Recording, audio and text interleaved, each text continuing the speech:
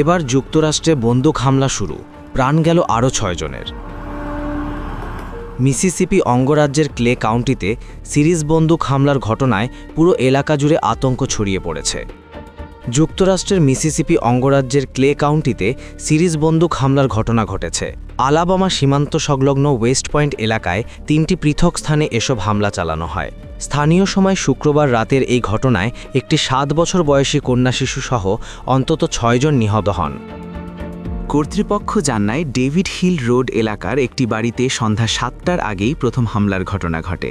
এরপর কাছাকাছি আরও 2টি স্থানে গুলির শব্দ শোনা যায়। নিহতদের বেশিরভাগের মাথায় গুলি করা হয়েছে বলে জানিয়েছে আইনশৃঙ্খলা বাহিনী। আমি বুঝতে পারছি না কী ধরনের মানসিকতা থেকে 7 বছর বয়সী একটি শিশুকে গুলি করা হতে পারে।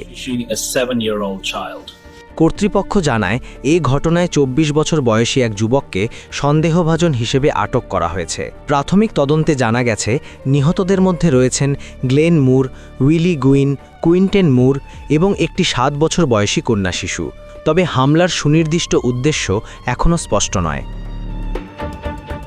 ঘটনাস্থলে অতিরিক্ত পুলিশ মোতায়েন করা হয়েছে, তদন্ত চলছে।